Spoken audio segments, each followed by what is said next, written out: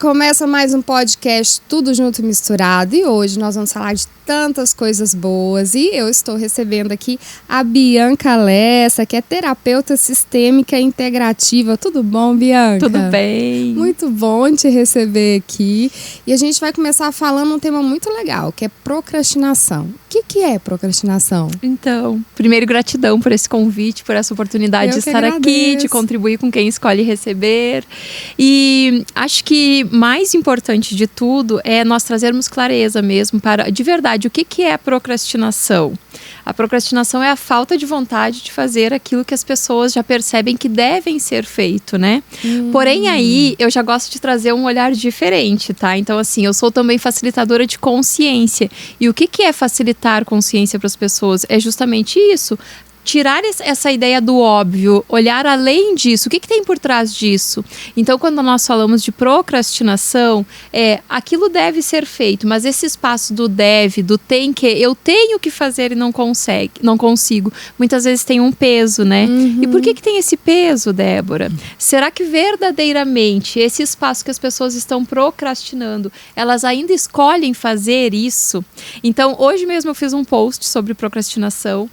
E eu gosto muito de trazer esse olhar da pergunta, para a pessoa começar a parar de se definir, de se justificar e perceber, tá bom, existe a procrastinação, agora se eu olhar para esse contexto, por que eu procrastino?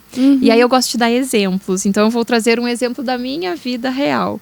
Eu fui enfermeira, eu sou formada em enfermagem, eu fui enfermeira por 11 anos. Olha só. Então comecei na assistência, depois fui para gestão hospitalar.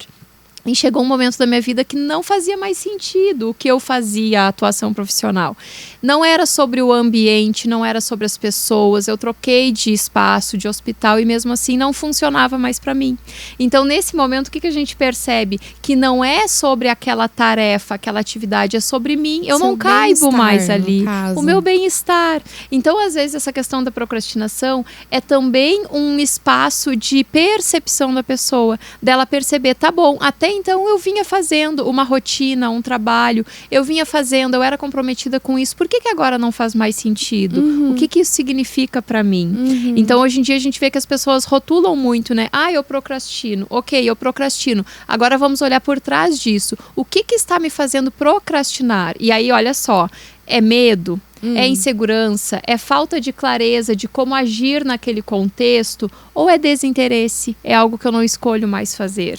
Pode ser também, eu incluindo outra pergunta aqui. Pode ser também estar ligada à depressão, ansiedade, a pessoa fica tão ansiosa e fica com medo de fazer aquilo e acaba procrastinando. Vai procrastinando. Por isso que eu digo, a procrastinação é só a pontinha do iceberg. Aí tem o olhar sistêmico, o que tem por trás disso e por trás disso, a gente precisa chegar lá na raiz, da origem mesmo, por que eu estou procrastinando? E aí quando a gente começa a olhar para esse olhar mais profundo, nós vamos acessar a origem disso e aí nós começamos a resolver. Então, outro exemplo da minha realidade, por um tempo eu trabalhei sozinha no hospital enquanto gestora de enfermagem, então eu tinha muitas demandas, e aí vale para dona de casa, para mulher que trabalha fora, já contextualizando com o que vem daqui a pouco pra gente conversar. Nós precisamos começar a nos organizar, e aí seja mulher, seja homem, as nossas tarefas do dia a dia, olhar para o contexto de tudo isso que eu tenho que fazer, o que verdadeiramente importa, o que é relevante, porque o mundo está muito barulhento, então a gente tem muitas informações nos chamando, demandas o tempo inteiro. Agora, de tudo isso, o que faz sentido na minha vida, na vida que eu escolho ter? Percebe que o tempo todo eu trago perguntas, é a pessoa que vai se encontrar. Nós não temos a resposta para dar, a resposta certa para a vida dela. É dentro dela essa busca. Mas tem como limitar as principais causas da procrastinação ou é de pessoa para pessoa? É de pessoa para pessoa, né? Aqui eu já trouxe algumas. A questão do medo, da falta de clareza, da insegurança, o desinteresse pelaquela atividade. Chegou um momento da minha vida, quando eu fui fazer a minha transição, que eu já conhecia os recursos que eu trabalho, eu sou facilitadora de consciência, dou um curso chamado Barras de Axis, que é técnicas realmente para trazer trazer espaço de presença para a pessoa, eliminação de crenças. E o meu marido dizia assim, é interessante, porque quando é para você acordar para ir para o hospital, você nem acorda, eu tenho que ir lá e te chamar. E quando é para você trabalhar com as técnicas que você gosta, você desperta mais cedo, toma banho, fica feliz. Ou seja, o meu espaço de não fazer mais sentido as atividades que eu fazia, me fazia, de certa forma, procrastinar. Eu sempre fui muito comprometida com o meu resultado. Mas eu costumo dizer assim, é como se ficasse um macaquinho aqui no ombro, ó, te chamando para a ação, porém a gente não está mais escolhendo ir com fluidez, com leveza, porque não tem combustível diário para nos nutrir ali. O que é o combustível? É a realização, é o prazer, é o gostar de fazer aquilo, né? Você falou uma coisa muito legal, que é o espaço de presença, né? É a vontade de estar ali e de ocupar o seu lugar, né? Às vezes tem pessoas que estão em um lugar de destaque, mas não tem vontade de estar ali. Então, o espaço de presença dela não está naquele destaque todo, não é? E aí tem muita relação com a questão da ansiedade também, né? As pessoas anseiam sucesso, anseiam prosperar, anseiam uma promoção no trabalho. E às vezes, quando chega lá, elas percebem que nem é tudo aquilo. E aí vem aquela angústia. A mesma coisa a questão do concurso público. Vem aquela angústia, mas eu lutei tanto para conquistar e agora eu vou largar. Se não está fazendo sentido, qual é o sentido de permanecer ali num espaço de obrigação? Mais uma vez vem aquele espaço do tenho que. O tenho que, toda vez que você repetir, eu tenho que, percebe o quanto de peso tem aí. E se é pesado, é uma mentira para o sentido da nossa vida, para aquilo que faz sentido para nós.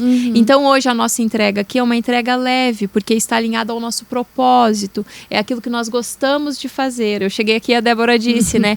Posso também conversar sobre tal coisa? Estou aqui a serviço. Então assim, ó, é o meu servir. Eu entrego com leveza, com prazer. E aí as pessoas podem ir olhando para isso. Por exemplo, quando elas vão fazer algo que elas gostam muito, seja uma entrega no trabalho, seja uma viagem, aquilo que tem o chamado do coração delas, elas fazem. Elas se organizam, elas dão conta, elas se reinventam na sua rotina para estarem lá. Agora, aquilo que elas começam a procrastinar com recorrência, olha o que tem por trás da procrastinação. Tem muitos sinais aí. E quando a gente não tem como fugir e está procrastinando, quais são as técnicas que a gente pode usar para evitar essa procrastinação?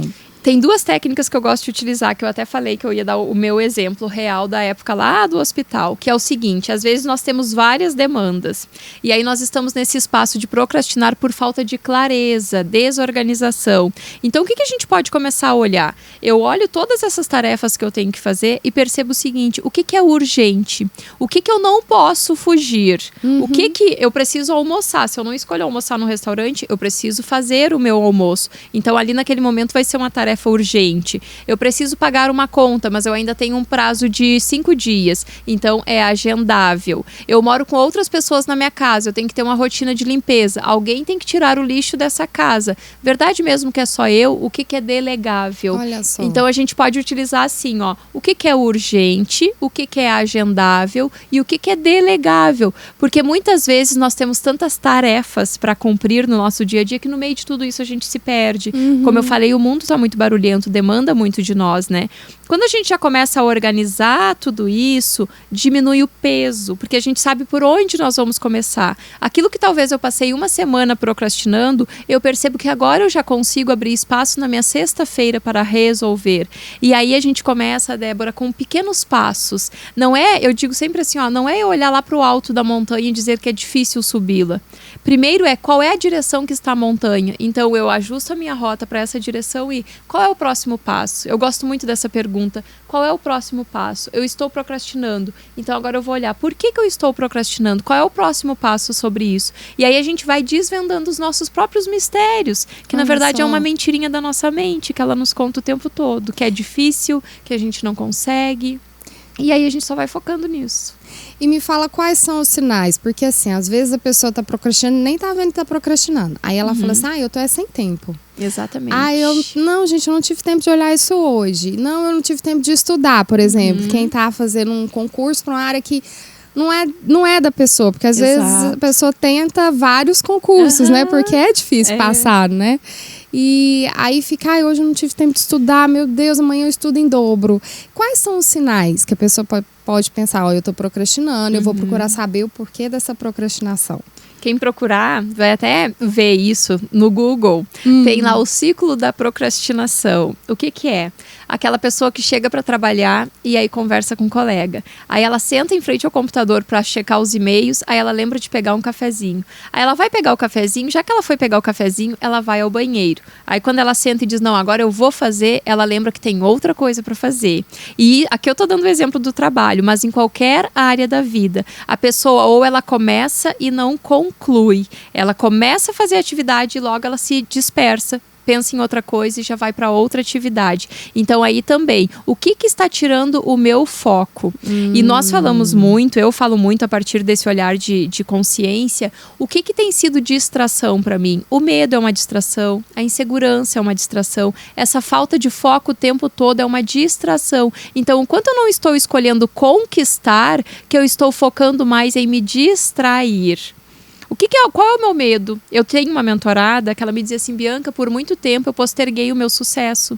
Eu procrastinava o que eu tinha que fazer porque eu não conseguia me ver em cima de um palco. Percebe que tem um medo por trás disso? Olha só. E agora ela foi premiada, esteve no palco, e eu parabenizando ela dizendo, pois é. E por muito tempo, ela trabalhou tudo isso, né? Por muito tempo eu procrastinei o meu sucesso, porque eu sabia que essa hora ia chegar.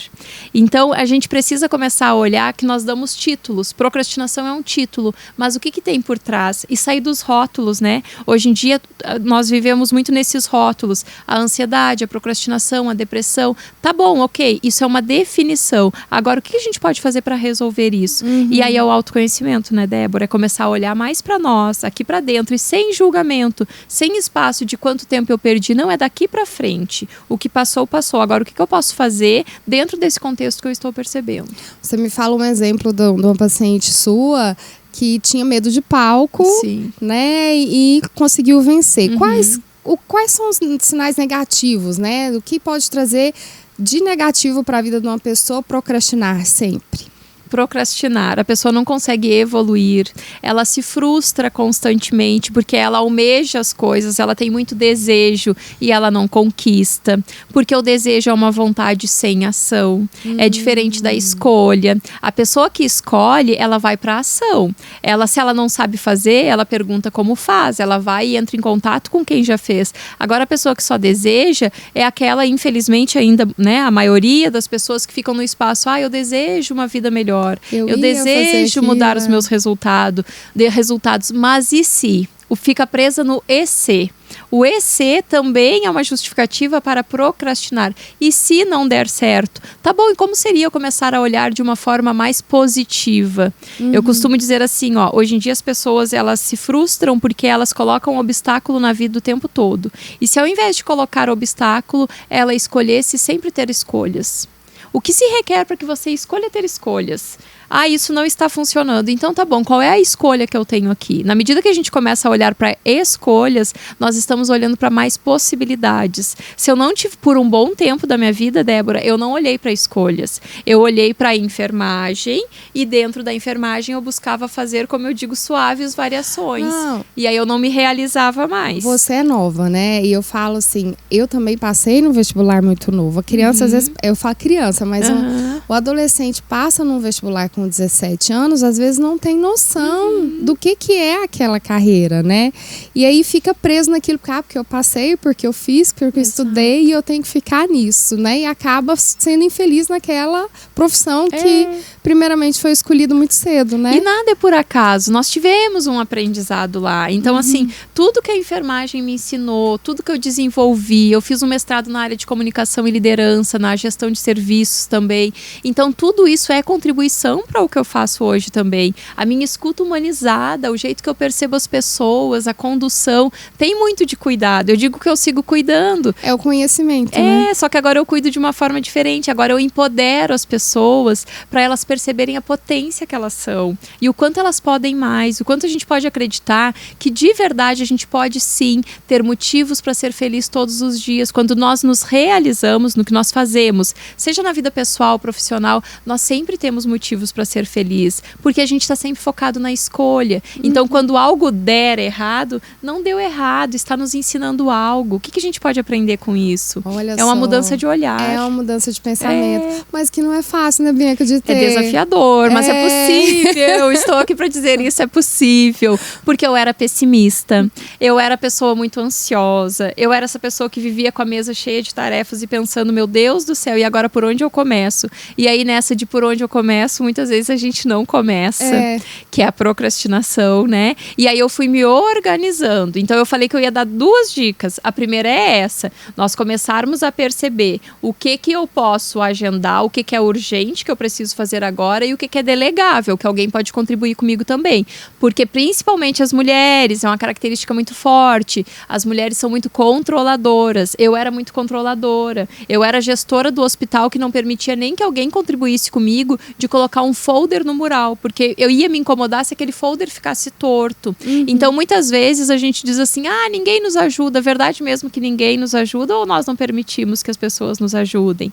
E isso é na rotina de casa, é no trabalho, é na nossa vida como um todo. Principalmente quem tem o primeiro filho, né? Exatamente. A gente fica tão em cima. Exato. Que a gente fala, eu tô muito cansada, ninguém me ajuda, mas na realidade a gente não deixa ninguém ajudar com aquele maternar ali na hora, né? E a outra dica que eu falei, que também foi muita contribuição, inclusive pra mim, Débora. Hoje eu digo assim, eu sou o resultado de tudo que eu sirvo, que eu ofereço hoje pras pessoas. Então, a condução que eu dou, o perceber é muito leve, porque eu já estive desse outro lado também, um pouco perdida, angustiada, frustrada.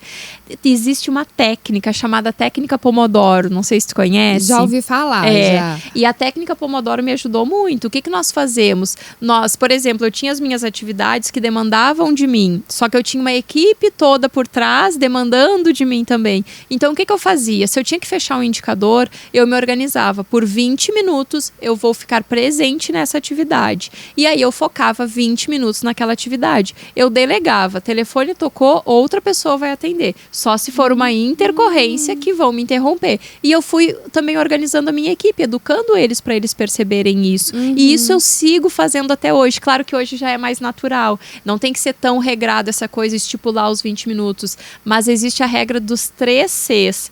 Começa, continua e conclui. Começa, continua e conclui. Então, se eu estou determinada a fechar o indicador, eu vou começar por 20 minutos. Eu me dou, se a pessoa é muito procrastinadora, ela precisa ficar olhando o celular, se permita.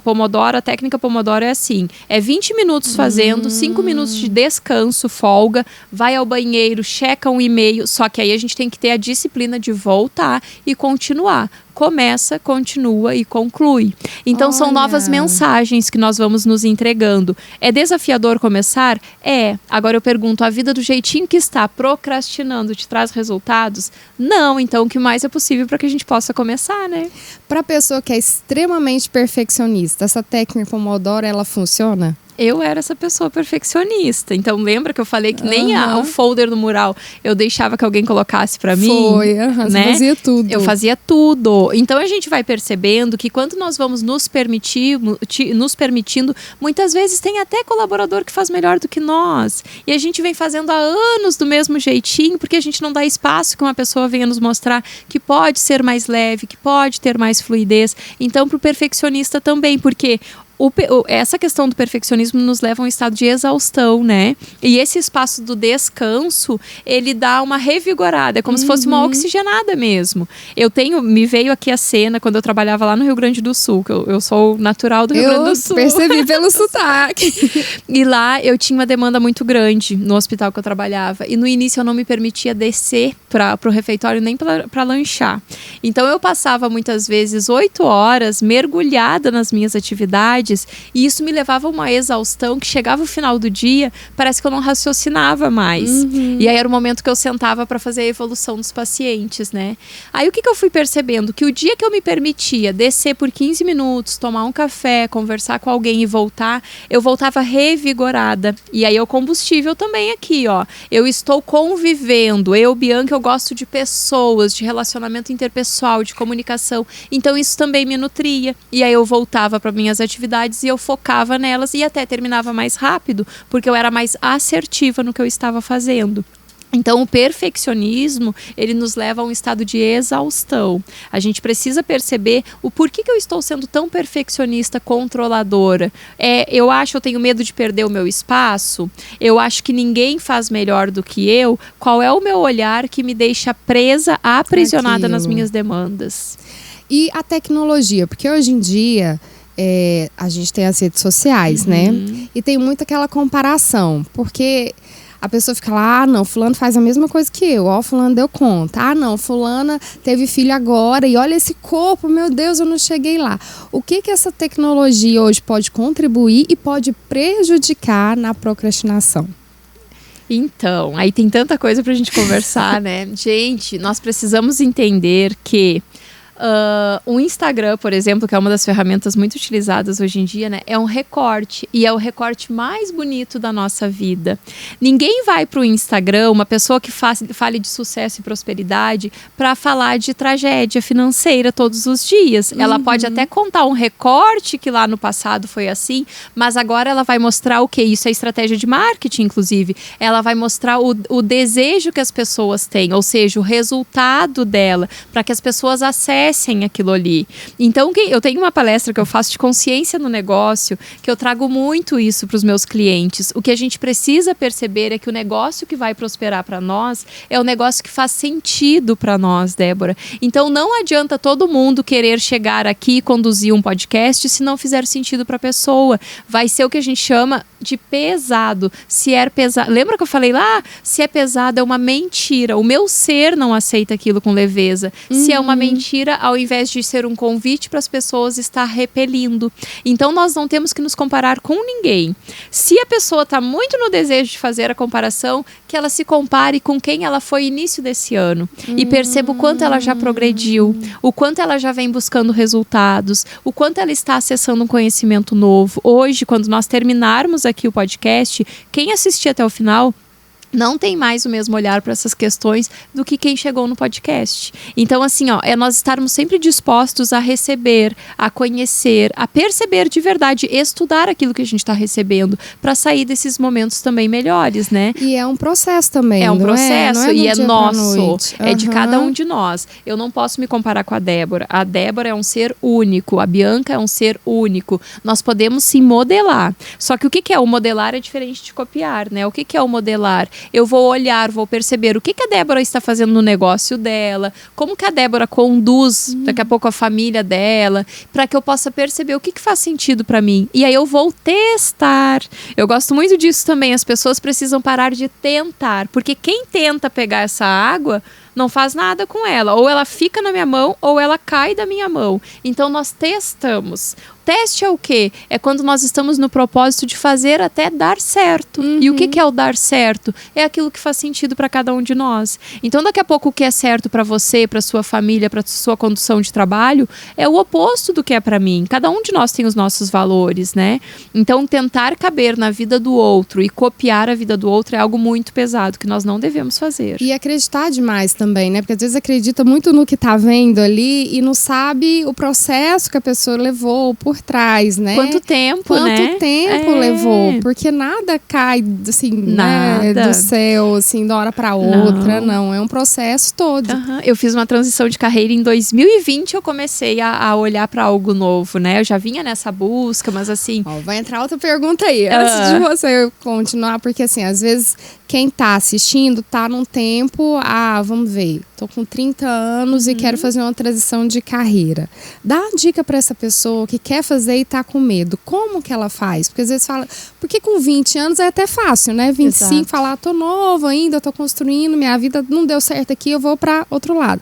Mas com 30, 40, a pessoa já fica com medo, porque já tem um histórico, né? Sim. Uma caminhada. Dá uma dica. A dica é, primeiro, perceber o que faz sentido para ela. Estou escolhendo... Tu pediu da transição de carreira, isso, né? Estou escolhendo fazer uma transição de carreira. Quais são os meus valores? Por exemplo, eu vou dar o meu exemplo, tá? Eu, Bianca, quando eu fui perceber o meu espaço que eu buscava fazer uma transição de carreira, eu buscava isso por quê? Porque eu tinha valores e tenho que são primordiais para mim que eu não abro mão, que é a minha liberdade financeira, a minha liberdade de tempo, a minha liberdade de expressão e a minha verdade, a minha essência, o meu caráter. Então isso já começa a nos dar um guia norteador, um direcionamento. Aonde que eu posso viver tudo isso que vai fazer sentido para mim? No meu caso, como eu já tenho esse vínculo, esse olhar para empoderar pessoas, já foi um direcionador também. Tudo que eu comecei a conhecer fez muito sentido para mim, transformou a minha vida. Então eu percebi que isso eu também podia fazer profissionalmente. Muitas vezes as pessoas se identificam, Débora, com seu processo a partir de um momento de dor. Aquilo que transformou a vida delas, elas começam a utilizar como um instrumento para transformar a vida das pessoas, que foi muito o que aconteceu comigo também. Na medida em que eu comecei a resolver as questões de ansiedade, de falta de clareza para mim, eu vi que tem muitas mulheres assim também e que eu também poderia contribuir na vida delas. Então a primeira coisa é perceber o que faz sentido para ela. Não é uma tendência de mercado, não é a opinião dos outros, é o que ela se realiza. Quando ela fecha os olhos, ela se imagina fazendo isso. O que traz prazer, alegria para ela? Porque nesse espaço terão obstáculos também, claro que terão. Mas aí a gente tem até vontade, ânimo para seguir resolvendo esses obstáculos. Porque sempre terão os desafios. Só que aonde que é mais leve a gente passar pelo desafio? Aonde a gente se encontra, aonde faz sentido, ou naquela vida que eu não aguento mais, como as pessoas dizem, né? E você se planejou bem antes ou foi, não, eu não aguento mais e mudei? Não, eu digo assim, ó, fazia 1 ano que todos os dias eu colocava o meu uniforme, eu me olhava no espelho e eu dizia assim, meu Deus, tem que haver mais alguma coisa, o que é? E eu sempre fui muito comprometida e responsável com as minhas atividades, tanto que assim, durante esses 11 anos eu passei por 3 hospitais e eu pedi o meu desligamento para ir para uma oportunidade melhor. Só que não é sobre isso, chega um momento, como eu falei, eu me permitia suaves variações e ali eu já não me realizava mais. E aí nesse contexto de fazer essa pergunta, eu conheci essa técnica chamada barras de Axis, que é uma técnica para expansão de consciência, para trazer toda essa clareza que eu estou trazendo aqui a partir das perguntas.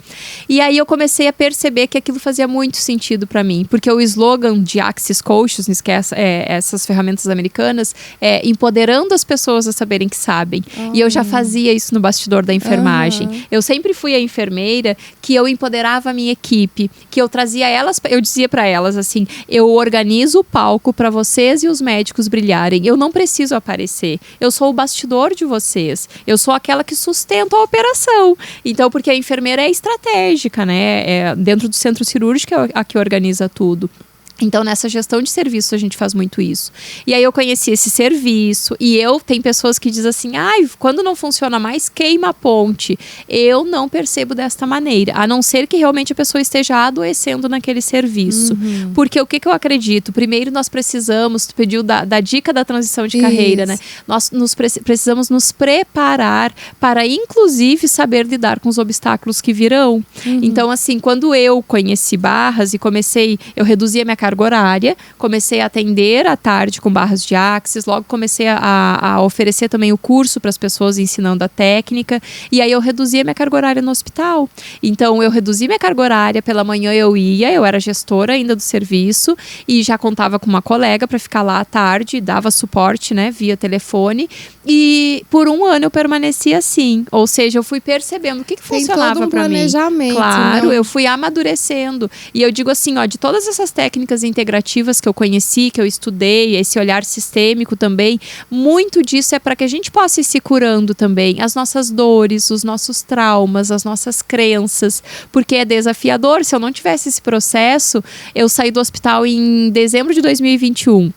Quando eu volto ali daquelas festas de final de ano e inicio o meu ano em janeiro, eu ainda não tinha uma agenda lotada. Eu ainda não tinha uma mentoria online. Hoje eu atendo mulheres por todo o Brasil numa mentoria. Só que nessa época eu não tinha. Então, se eu não soubesse lidar com esse vazio, na primeira oportunidade CLT eu voltaria para dentro do hospital. E não, eu tinha tanto foco, tanta determinação, e já tinha as técnicas para isso, que eu sabia que o meu tempo livre era para estudar, porque eu estava ali plantando e mais tarde eu ia colher. E isso eu falava desde a época do hospital. As meninas às vezes diziam assim, nossa, a Bianca está viciada no Instagram, ela posta todos os dias. Olha só, 2020, tu falou de resultados rápidos, né? É um processo. É um processo. E cada pessoa terá o seu processo. algumas, esse sucesso, essa prosperidade virá em meses, outras é alguns anos. Então assim, eu venho plantando já faz um tempo, e agora que as pessoas estão me conhecendo mais, que eu tenho mais retorno e até recurso para que as pessoas me acessem também até no online, porque antes era só presencial. Então, gente, suspeitem desse sucesso imediato. Isso não existe. E se existe, é perigoso. Eu falo que é construir o castelinho em cima da areia. Ele vai desmoronar. Então, eu digo assim, é muito melhor a gente começar devagarinho, com uma base sólida, e esse processo é de dentro para fora, em qualquer área. Ninguém consegue ascender profissionalmente e se manter lá num cargo de destaque se essa pessoa não souber lidar com críticas, por exemplo. Se ela não souber dizer não, porque um líder, muitas vezes, ele vai precisar se posicionar. Então é um processo interno, é o autoconhecimento. Primeiro a gente se empodera para que depois a gente possa crescer exponencialmente, né? Seja no trabalho, seja nas relações. E para saber se manter também, né? No patamar que você atingiu, né? Exatamente. E seguir prosperando, né? Senão é aquele sucesso que aparece 2 anos e depois some, a gente nunca mais vê a pessoa. E esse sucesso também não é na quantidade lá no Instagram de visualizações, de curtidas, não é isso.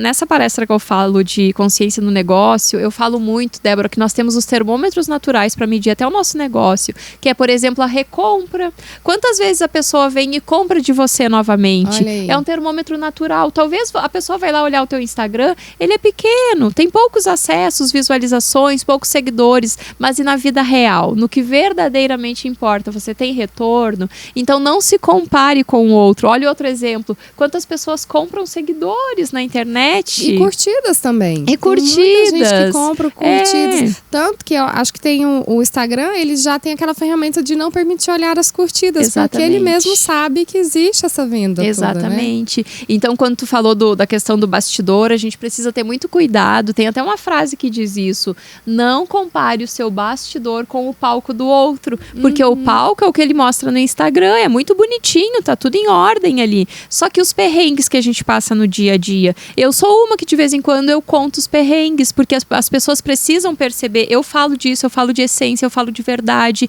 Então eu escolho de verdade que quando a pessoa chegue para fazer um atendimento presencial comigo, no meu curso, ela não se frustre. Ela não olhe para mim e diga assim, nossa, não é nada daquilo que eu via lá no Instagram. Porque às vezes as pessoas se montam muito para aparecer no Instagram e a vida real é diferente, né? Eu costumo dizer que quem fala muito da grama do vizinho, ela é mais verde, ela é mais verde, não viu ainda que a grama do vizinho às vezes é sintética. Exatamente. Né? E a grama dela é tão linda quanto. Isso. É a potência que a gente tem aqui dentro. Eu falo assim, que Deus coloca um tempero na nossa vida, um tempero natural, que é de cada um de nós. E a gente só precisa se conectar com isso. O meu marido sempre falava assim, nossa, você tem um poder de comunicação e você não vê isso. Por que eu não via? Porque para mim era muito natural falar, me expressar. Então, para você que está aí nos assistindo também, a questão lá da transição de carreira, percebe o que é fácil para você fazer, o que daqui a pouco as pessoas estão lhe elogiando e você pensa assim, nossa, mas eu faço isso de uma forma tão natural e com tanto prazer, com tanta alegria. Daqui a pouco a sua transição de carreira, o seu caminho tá ali, porque é para ser leve. Se a gente for olhar as figurinhas que representam o trabalho, lá no Instagram mesmo, aquelas animações, gente, é tão árduo, é tão pesado. É pesado. Verdade mesmo que precisa ser assim. Eu costumo dizer que é o meu servir, porque eu sirvo as pessoas a partir de algo que me realiza. Então, se a gente começar a trocar esse olhar do peso, do tenho que, das obrigações, de olhar para os outros e perceber aonde eu me realizo, aonde eu sou feliz, o que eu posso fazer que vai me nutrir diariamente, a vida pode ser mais leve. Com ela certeza. Me conta, tem algum caso que a procrastinação pode ser benéfica? Menina, que pergunta interessante. Olha que eu sou aqui a rainha das perguntas. Olha, eu não consigo perceber, até veio aqui alguma coisa, olha que interessante. A procrastinação pode ser benéfica quando alguém está te exigindo a fazer aquilo que não faz sentido para você. E aí você procrastina. E vou trazer, inclusive, um exemplo aqui, ó. Quantas pessoas vêm de famílias que são servidores públicos? E aí, o que tem naquela família? Uma crença de que a pessoa, para ela ser bem-sucedida e ser... E é só um exemplo, tá, gente? Porque nada contra o servidor público, mas é um exemplo muito forte da nossa realidade brasileira, inclusive. Que para ser bem-sucedido e ter uma estabilidade, a pessoa precisa passar num concurso público. E essa pessoa, ela não se vê assim. Então, o que acontece? Ela vai procrastinar e estudar para passar para o concurso, porque dentro dela, lá no inconsciente dela, não faz sentido. Então, ela fica se sabotando. E eu, inclusive, algumas vezes... Então. É autossabotagem. Eu fui a pessoa que eu pegava uma apostila... Na minha licença maternidade, eu ainda trabalhava no hospital. Eu tive a minha filha, fiquei em casa e ia ter um concurso, eu nem lembro qual era o concurso aqui em Goiânia. E eu pegava a apostila do concurso e pensava, já que eu tô aqui em casa, eu vou estudar para esse concurso. Eu lia 2 páginas e eu pensava assim, o que eu tô fazendo aqui? Porque no fundo, lá no meu inconsciente, eu tinha clareza que para mim não fazia sentido uma rotina de serviço público. Então, assim, ó, é a gente perceber, e aí tem, viu, como tem, sempre tem, gente, o lado positivo, é perceber isso, assim, ó, tá bom, eu estou procrastinando e tem casa muito com o que eu falei lá no início. Às vezes a gente procrastina porque não faz sentido para nós. Estão nos guiando, nos norteando, até nos exigindo que a gente faça aquilo. Só que dentro de nós a gente sabe que aquilo não é verdadeiro. Então é sempre trazer consciência e perceber, tá, e se fosse só... Eu gosto até de um exemplo que eu digo assim, ó, se não fosse sobre dinheiro, se não fosse sobre os outros, se eu fosse sozinha aqui, ó, esse mundo é meu. Se não tivesse marido, filho, família, influência de sociedade, se eu não vivesse no capitalismo, o que eu faria por me realizar? Se a minha nutrição fosse a minha felicidade, o que eu faria profissionalmente? E aí a pessoa vai ter clareza de algo que ela gosta. E aí também, ó, mais um indicador do caminho. Todo o tempo a nossa vida vai nos dando setas, vai nos mostrando qual é o direcionamento que vai ser leve. Olha, e tem como pôr uma meta? Tipo assim, eu vou atingir tal coisa. Se eu não atingir, aí eu mudo, sei lá, mudo de profissão, ou deixo isso que eu tô fazendo, ou não é bom isso? Metas e punições pra pessoa que procrastina. Depende do ponto de vista. Eu trago que tudo é um interessante ponto de vista. Tô fazendo pergunta difícil, o que né? acontece? Não, desculpa. Tá ótimo, adoro, é isso, eu adoro trabalhar com perguntas, porque, como eu falei, eu só vou provocar a pessoa para perceber. Quando tu diz assim, ó, se eu alcançar isso, por exemplo, eu sigo nesse trabalho, é isso, né? Ou então eu abro mão desse trabalho. Percebe o quanto a pessoa vem vivendo de condição e não de escolha. Verdade mesmo que ela escolhe estar nesse trabalho? Se eu for promovida, eu fico aqui, senão eu saio. Isso. Então, ela está vivendo de um interesse de ser promovida e não porque aquele trabalho faz sentido para ela. E eu trabalho do seguinte ponto de vista, que a nossa vida ela é baseada em escolhas e não na condição. Porque se eu olhasse o meu contexto atual de vida, eu não teria condição de sair da gestão de um serviço de enfermagem, que a gente viu aí, inclusive, a enfermagem buscando um piso salarial que por enquanto nem veio, né? Eu recebi um salário muito acima do piso, eu era reconhecida na minha área, eu era vista como uma referência. Percebe que não seria o espaço de olhar e dizer, nossa, não faz sentido ela sair. Porque é trocar o certo pelo duvidoso, né? Então, dentro desse contexto, se eu olhasse para a condição, eu ficaria ali. Então, eu colocar essa meta, se eu conquistar, eu fico. Tá bom, verdade mesmo que essa é a sua escolha? O que verdadeiramente eu escolho na minha vida? Então, eu falo muito para as pessoas, quando elas vêm buscar um serviço, por exemplo, e ela diz assim, no momento eu não tenho condição de fazer. Aí eu digo para ela, não se foque na condição, se foca na escolha, entrega para Deus, para o universo, e só traz claramente o que você deseja, qual é a sua escolha. E lembra que do desejo e da escolha tem diferença. O desejo é um ato de querer sem ação. E a escolha eu vou fazer por onde? Então eu vou buscar. É recurso financeiro que me falta? O que se requer para que eu gere mais dinheiro na minha vida? Quais são as oportunidades e fontes de renda que eu tenho que eu não estou percebendo? Aonde eu estou negando de receber dinheiro. O dinheiro, ele chega na nossa vida de diferentes maneiras. É alguém que escolhe te pagar um almoço e você nega. É alguém que escolhe te dar um presente e você nega. Então, quais são as possibilidades que eu tenho? Que eu tô todo o tempo aqui, ó. Eu tô comunicando com o universo. Isso é física quântica, tá? Não é crendice, é física quântica. Se eu, o tempo todo eu estiver negando as oportunidades, elas vão parar de chegar para mim.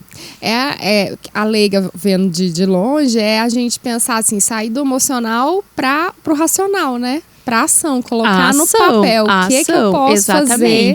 Só que aí tem uma coisa também que é o diferente. O racional nos vincula muito ao mental e a consciência ao nosso saber natural. O que acontece? A nossa mente, e aqui olha só, a gente já tá aprofundando assim. A nossa mente, ela é um condicionamento, é um arquivo, é como se fosse a caixa preta lá do avião. Então ali na mente, o que acontece? Nós nascemos conscientes com o nosso saber, com o nosso espaço de escolha e potência, que cada um de nós tem. Tanto que uma criança, ela acredita que ela pode ganhar o mundo, né? Ela escolhe pra Disney, ela não sabe quanto custa ir pra Disney. É a escolha, olha só, ela não vive na condição, ela vive presente na escolha. E aí nós adultecemos, como eu digo, nós adultecemos, né? Vamos indo passando de fase, nós vamos recebendo uma doutrina escolar, uma doutrina dos nossos pais, e que muitas vezes vão nos podando. Isso não é pra você, a nossa origem é simples, a gente não consegue. Então, por isso que eu digo, a gente não pode viver de condição. Só muda, Débora, quem foca na escolha. Quantos casos de sucesso nós temos de pessoas que vêm de uma origem muito pobre, muito humilde, muito escassa, e elas se destacaram no meio da multidão. Elas não focaram para o que elas não tinham. Elas focaram para aquilo que elas escolhiam ter. Então, quando a gente começa a olhar, é uma mudança de mindset. Quando a gente começa a olhar para a vida diferente, o resultado vem. Depende da ação. Vamos falar agora das mulheres e suas multitarefas, né? Porque a gente até falou no começo, a mulher, e eu falo por mim, a gente acaba assumindo muita coisa. A gente é dona de casa, mãe, trabalha fora, estuda, estuda 2 vezes, né? Minha filha agora tá indo pro Fundamental 2, eu falo que eu tô aprendendo tudo de novo. Meu Deus, daqui a pouco sou eu. A minha tá com 5, ano que vem ela vai pro menina, primeiro. Eu falo, mudou a matemática. Eu fico assim, abismada, como que mudou a matemática? E a gente vai estudar para poder ajudar a estudar. Então a gente estuda de novo. E quais são essas consequências das mulheres que assumem essas multitarefas? Porque às vezes cuida do esposo, cuida do filho, cuida da mãe, cuida do pai e assume tudo. Quais são essas consequências? E por que a gente assume esse tanto de tarefa? O pessoal já deve estar respondendo. Quais são essas consequências? Vem tanta coisa, né? Vem exaustão, vem frustração, vem falta de tempo para o amor próprio, para o autocuidado. E aí tu já trouxe algo que é muito importante, né? Que é o excesso de zelo e cuidado. Muitas vezes, isso a gente vê muito na questão da enfermagem também, e dentro do olhar para a mulher também. A mãe, a gente fala, né? A mulher já tem um instinto maternal. Então, o cuidar já faz parte dela. Agora, eu pergunto, quanto todo mundo está cuidando, as mulheres, dos outros e estão esquecendo de cuidar de si mesma? Então, a gente começa a perceber... Lembra lá daquela dica que eu dei sobre nós percebermos o que é urgente, o que é agendável e o que é delegável? Porque, às vezes, numa questão, num contexto familiar, essa mulher, ela é filha. Só que ela não é filha única, ela tem vários irmãos e ela abraça a causa do cuidado dos pais, por exemplo, daqui a pouco senis, que já precisam de mais cuidado, sozinha. Olha aí o excesso de controle também. Tá? A questão do marido, ela cuida do marido. Verdade mesmo que o marido é uma criança e precisa ser cuidado? Ou ele é um adulto que, inclusive, ele pode contribuir dentro de casa do mesmo jeito que ela contribui? E aí, você bem incisiva aqui, tá? Porque marido não lava a louça para a mulher, ele lava a louça para casa. Para casa, para todo mundo. Marido não faz favor de cuidar filho, o filho também é dele. É 50-50, como eu digo. E a gente ainda tem uma vantagem, porque nós carregamos 9 meses, cuidamos aqui, ó, nós estamos 9 meses na frente. Ainda tem todo o processo ali da licença maternidade, do amamentar. Eu escuto mulheres falando, nossa, ele me ajuda levando as crianças pra escola. Eu falo, não te ajuda. ajuda. As crianças são dele, exatamente. Então ele tem que levar. Então, para que a gente possa olhar para esse contexto, assim, ó, da sobrecarga, da multitarefa das mulheres, primeiro a gente começa a espalhar as pecinhas do quebra-cabeça na mesa e começar a encaixar, ó, o que é meu e o que é do outro. Daqui a pouco eu tenho 2 quebra-cabeças aqui, ó. Esse aqui é meu, realmente, e esse aqui é um monte de pecinha que nem é daqui, que eu preciso separar. O que não é daqui? É aquilo que o marido pode fazer e eu estou abraçando a causa sozinha. E aí, gente, vem tanta coisa, Débora, que assim, só vou trazer um exemplo aqui para que as pessoas, eu possa plantar essa sementinha para as pessoas também. Muitas vezes existe um espaço, isso é um olhar sistêmico que a gente traz, tá? De uma pessoa, no caso uma mulher, que lá na infância ela não foi vista pela família, dentro da percepção dela, tá? Ou ela é a irmã mais velha, ou ela teve um irmão doente, ou daqui a pouco teve uma tragédia familiar, perdeu alguém, e essa família se voltou para os outros, para as outras pessoas do núcleo familiar, e ela se sentiu não vista e ela cresce com um senso, uma necessidade de pertencimento. Então ela é aquela mulher que ela nunca consegue dizer não para nada. Se tem uma festa no grupo de amigos, é ela que organiza, porque ela precisa o tempo todo estar inserida, ser vista. E o risco dessa mulher dizer não, negar uma ajuda e ela ser excluída desse grupo. Então muitas vezes esse espaço também de cuidar de todo mundo. Esses dias eu falei isso para uma mentorada e eu fui descrevendo, olha, isso, e ela começou a rir. E eu disse, por acaso eu te descrevi? Porque eu já sabia, eram as características. E ela disse, sim, Bianca, exatamente, toda a vida foi assim, eu sou a irmã mais velha, eu estou aqui, eles moram lá no Nordeste, é eu que organizo desde a demanda da rotina da casa deles, então agora a gente começa a dar um passinho para trás, para que as outras irmãs também comecem a se manifestar e ocupar o espaço dela. E a gente precisa lembrar também, gente, que nunca é aqui, ó, apontar o dedo que os outros estão errados. Quando eu aponto o dedo que o outro está errado, tem 3 dedos voltando para mim. Então o que eu posso fazer aqui? E eu falo sempre assim, ó, não é no espaço de julgamento, de me automutilar também e dizer que, eu não consigo, eu fraquejei. Não, é olhar com cuidado e amor pra gente e perceber amor próprio. Tá bom, até aqui eu fiz assim, e agora como que eu posso fazer diferente pra minha vida ser mais leve? Porque uma mulher exausta, com multitarefas, ela, na verdade, o que chega pra família é o transbordo dela. E o que é o transbordo dela? É a frustração, é o cansaço, é a exaustão, a falta de tempo. Ela tá sempre correndo. E que geram algumas doenças também, exatamente, né? Que é o burnout, que a gente sabe que não é só no trabalho, também pode ser na família, né? É uma estafa, né? É, o geral. Mas como equilibrar? Como equilibrar essa vida familiar, o trabalho, a social, e cuidar de si, e malhar? Como que a gente faz para equilibrar isso? Então, a gente precisa organizar o quebra-cabeça, a gente precisa olhar para tudo isso que hoje é responsabilidade dessa mulher, tanto que quando elas vêm para a mentoria, eu faço isso com elas, eu peço para elas me descrever a rotina delas, quando a demanda é essa também, né? Me descreve a tua rotina, como que é? Porque às vezes ela diz que ela não tem tempo. Eu não tenho tempo, Bianca, eu não tenho tempo para nada. Ela não tem tempo para cuidar dela. Só que daí a gente percebe que no final do dia ela perde 2 horas assistindo série no Netflix, que não leva ela a nada, para a direção da vida que ela escolhe ter. Então a gente começa a eleger as prioridades. A prioridade é o quê? Reduzir a ansiedade? Então o que nós vamos fazer para reduzir a ansiedade? Aí tem recursos, tem técnicas que eu vou utilizando com elas, né? Então, nessa vida da mulher de multitarefas, ela precisa colocar no papel tudo que ela faz. E aí ela começa a olhar, tá bom, e aqui quem é que pode me ajudar? Bianca, mas na minha casa só eu lavo roupa. Tudo bem, só você lava roupa. Agora, a verdade mesmo que ninguém pode recolher o lixo e deixar esse lixo lá na rua para você. Então, a gente começa a olhar que sempre tem espaço.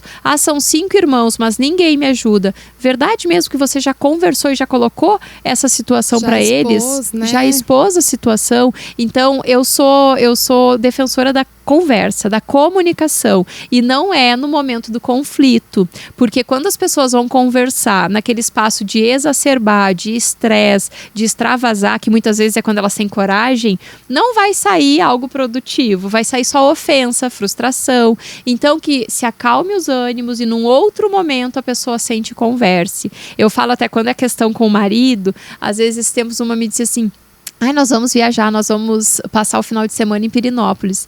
Aí ela tinha umas questões com o marido para resolver, dessas demandas. Eu disse para ela, então como seria quando vocês estiverem lá em Pirenópolis, perto da cachoeira, bem tranquilos os dois, tu conversar com ele sobre isso? Porque aí não é o momento do estresse, é o momento da calmaria. E aí a pessoa se permite. A gente fala, Débora, que hoje em dia as pessoas estão com as suas barreiras erguidas o tempo todo o tempo na defensiva. Então, quando os ânimos estão exaltados, alguém precisa ter a sabedoria de se calar. E o autocontrole, né, Bianca? Porque a gente quer falar é na hora que tá com o sangue fervendo, eu né? falo dos 3 segundos. A gente precisa... eu era muito impulsiva. Então, eu era essa pessoa que vinha alguma coisa que eu não gostava, eu já rebatia. E aí, eu aprendi a só trazer assim pra mim, ó. Verdade, isso que eu vou falar... É só aqui dentro, ó, mental. Isso que eu vou falar agora é contribuição pra vida que eu escolho ter? Se é um relacionamento tranquilo dentro de casa, eu só ir ali e alfinetar vai contribuir ou vai ser o suficiente para explodir a relação, sabe? Então, é ser o convite. Às vezes as pessoas buscam muito, Débora, a mudança da esposa, a mudança do marido, a mudança do chefe. Gente, não é o outro que vai mudar. A mudança começa por nós. Nós estamos vendo no outro aquilo que não está bem resolvido dentro de nós. É por isso que o outro nos incomoda. Sempre que o outro nos incomoda, a gente pode perceber assim, ó, o que tem ali que reverbera aqui, que me incomoda. Que tá te irritando tanto. Me irrita tanto. Porque aí, sobre o outro, a gente não tem controle. Então, eu trago pra mim, percebo.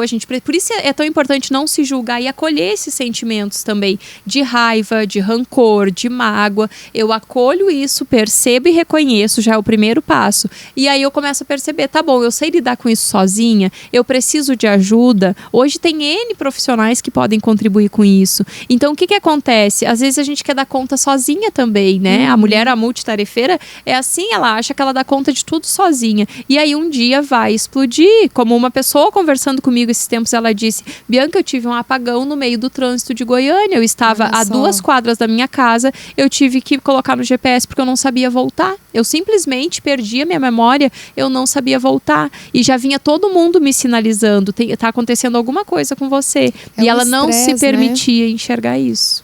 E tem algum jeito disso beneficiar a mulher, essa habilidade de fazer muitas coisas ou não?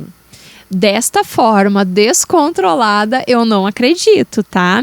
Porque o que a gente precisa perceber? Que às vezes a gente fica contando uma historinha pra nós. Que se eu der conta de tudo, é aquela velha história lá de ser validada. Se eu der conta de tudo, eu vou ascender profissionalmente, eu vou ser bem vista pela família. Mas o quanto eu estou me automutilando, o quanto eu estou, inclusive, não me permitindo ir para uma academia, ter um momento comigo, para fazer tudo pelos outros. Então, eu acho que a gente precisa de muito cuidado quando nós vamos olhar para esse lado positivo de, ela faz de tudo um pouco. Ela é ótima, ela faz de tudo um pouco. Tá bom, e como que essa mulher está internamente? Será que ela está bem? Porque isso também é um sinalizador, tá? As pessoas muitas vezes não têm clareza o quanto o trabalho também é uma fuga.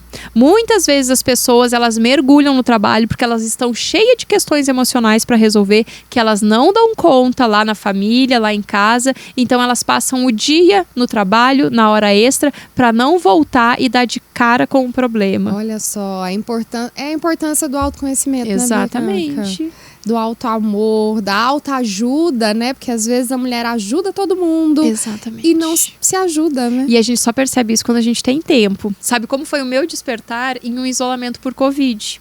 O que aconteceu? Eu tive 13 dias para ficar dentro de um quarto e em isolamento, porque era suspeita e o exame não saía, né? Então eu tinha que ficar isolada. E nesse espaço eu vi uma live de uma meditação no Instagram. E aí eu olhei e disse assim, eu nunca consigo fazer isso mesmo. Olha só, até o tom de rebeldia, de revolta. Eu sou muito ansiosa, eu nunca consegui fazer isso. Mas agora eu não tenho nada para fazer aqui, já tinha lido 2 livros, vou fazer isso aqui. E aí o que é a meditação? É nós nos permitirmos silenciar. A gente fala que a oração é a nossa conversa com Deus e a meditação é quando Deus nos responde, porque ali a gente começa a ter insights, a gente começa a ficar tão presente na nossa vida. Eu falo assim, ó, quem me segue lá no Instagram já sabe, eu digo, volta pra casinha, porque às vezes a gente tá com medo, eu tô com medo do meu chefe da reunião hoje, porque o marido não sei o quê. Isso é tudo distração. Volta pra casinha e percebe qual é o próximo passo. Só que a gente só consegue, Débora, voltar pra casinha quando a gente silencia. E aí eu fui fazendo isso, eu fui silenciando, eu fui percebendo que quanto mais presente na minha vida eu estava, mas essas distrações não me incomodavam. Eu podia ir lá pro hospital, no meio da função toda de Covid, imagina.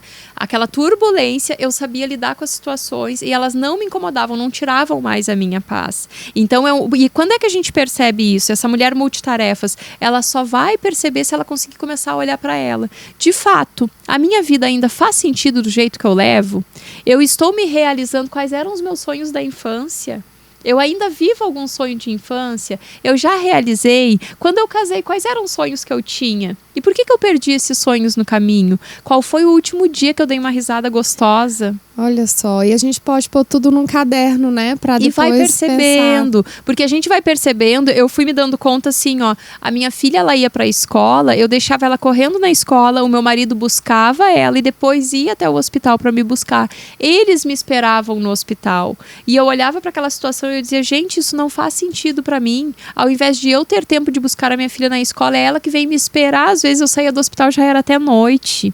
Então, assim, ó, o quanto nós estamos invertendo a ordem daquilo que verdadeiramente faz sentido para nós.